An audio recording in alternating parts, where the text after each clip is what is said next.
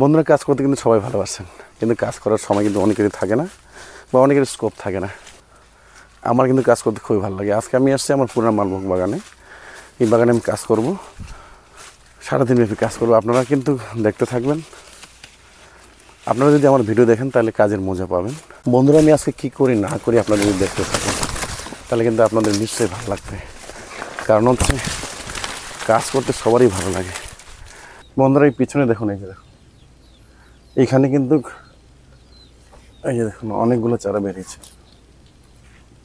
ঠিকই জায়গায় দেখুন, এই যে, আর এটা হচ্ছে আমার এই যে মেন গাছ। এই যে দেখুন, ঠিক এই নিচের যে চারাগুলো বেরিয়েছে এক্সট্রালি, সেই চারাগুলো কিন্তু আমাকে কেটে দিতে হবে, নাহলে কিন্তু এটা কিন্তু আমার পুরানো বাগান। বন্ধুরা, এই যে দেখুন, সমগ্র বাগানই হচ্ছে পুরানো বাগান। গেল বছরই বাগানটা আমি তৈরি করেছিলাম, বিশেষ করে সুপারির সহযোগী ফসল হিসাবে আমি মালভোগের চাষ করেছিলাম। আর এই যে দেখুন, বিশেষ করে যে জিনিসটা আমি কাটবো আজকে, যে এই পাতা শুকা, এগুলো কিন্তু কেটে দিতে হবে। এই যে দেখুন, অনেকগুলি পাতা কিন্তু শুকিয়ে গেছে, এগুলো কিন্তু কাটতে হবে। আজকে আমি যেহেতু ছুটি পেয়েছি, আমি সারাদিন কাজ করব। এই সামনের দিকে এগিয়ে যাই। বন্ধুরা, এই যে দেখুন, ঠিক এই জায়গাতেও এই যে দেখুন, এখানে কিন্তু অনেকগুলি চারা আছে। আর যে কথাটা আমি আপনাদের বলতে চাচ্ছি, এই চারাগুলি মানে এই যে থকটা রয়েছে, এই থক থেকে আগেও মোটামুটি মাস দুয়েক আগে সম্পূর্ণ চারা কিন্তু উঠিয়ে নিয়ে যাওয়া হয়েছিল আমার নতুন বাগানে, এবং আমারই এক সম্পর্কে ভাগ্নে এখান থেকে অনেকগুলি চারা নিয়েছিল। তবু কী হয়েছে, বর্তমানে কিন্তু আরও অনেকগুলি চারা বেরিয়ে আসছে, এগুলো কিন্তু কাটবো। আর এই যে পাতাগুলো কেটে দিচ্ছি, যে দেখুন, এগুলো কিন্তু আমি এই জায়গাতে ফেলে দিচ্ছি, কারণ এইখানে পচে গিয়ে জৈব সারে পরিণত হবে। আর ঠিক এই জায়গাতে দেখুন, এখানে অনেকগুলি চারা রয়েছে। দেখুন, এখানে আমি শুধু এই চারাটা রাখবো, এই হৃষ্টপুষ্ট চারাটা রাখবো। ওই কয়েকদিন আগে এখানে আমি সার প্রয়োগ করেছিলাম, চাপান দিয়েছিলাম। চাপান দেওয়ার পরে এই যে দেখুন, মোটামুটি প্রায় 10-15 দিন হলো এই বাগানে আসার সময় পাইনি আসলে। এই যে দেখুন, সম্পূর্ণ কেটে দেবো। এই যে এগুলো ঠিকই জায়গাতে ফেলেছি, মানে এইভাবে না করলে কিন্তু হবে না। এই যে এইভাবে কিন্তু আস্তে আস্তে সম্পূর্ণ বাগান জুড়ে পরিষ্কার করা হবে।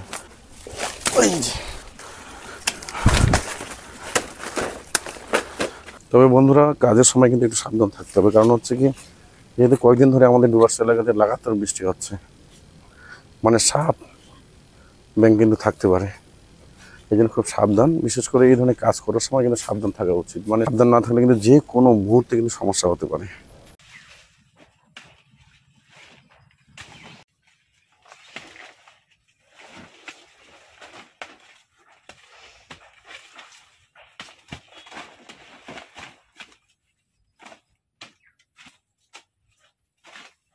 বন্ধুরা, টাইম কিন্তু অনেক হলো, কাজ করতে করতে ঘেমে গেছি। ইতিমধ্যে মা আমাকে 2বার ভাত খাওয়ার জন্য ডাকতে এসছে, কারণ সকালে আমি শুধু এক মুঠ মুড়ি খেয়েছিলাম আর লাল চা।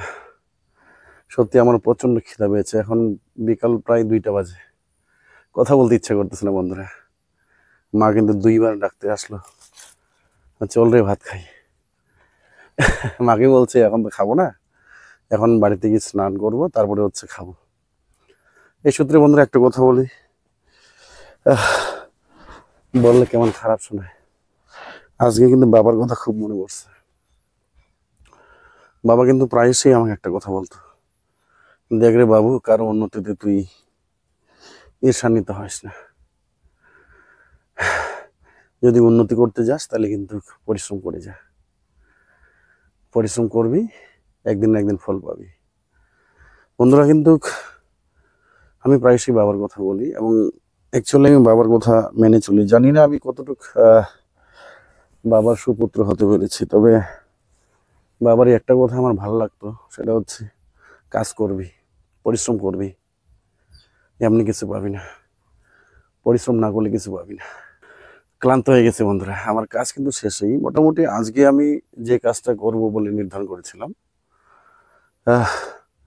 কাজ প্রায় শেষেই। বন্ধুরা, খুব ঘেমে গেছি। আজকে আমি মূলত যে কাজটা করেছি নিশ্চয়ই আপনারা বুঝতে পারছেন। আমার কলার থোকগুলো থেকে এক্সট্রা যে কলা চারাগুলো ছিল সেগুলো কেটে দিয়েছি। তোর সঙ্গে যে কলা গাছটা যে কলা গাছটা আমি রেখেছি তার যদি বয়স্ক যদি কলা পাতা থেকে থাকে তাহলে সেগুলো কেটে দিয়েছি, শুধু সবুজ পাতাগুলো রেখে দিয়েছি। অর্থাৎ আগামী একটা প্রস্তুতি নেওয়া হয়েছে। আমি মোটামুটি 2-1 দিনের মধ্যে এই জায়গায় কিন্তু ঘাস মারা স্প্রে দিব। ঘাস মারা স্প্রে দিলে নিচের যে ঘাসগুলি রয়েছে সেই ঘাসগুলো কিন্তু সম্পূর্ণ মরে যাবে।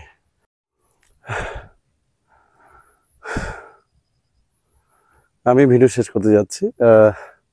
এখন আমি বাড়ি যাব, স্নান করব, খাওয়া দাওয়া করবো, রেস্ট নেব। ভালো থাকবেন, টাটা।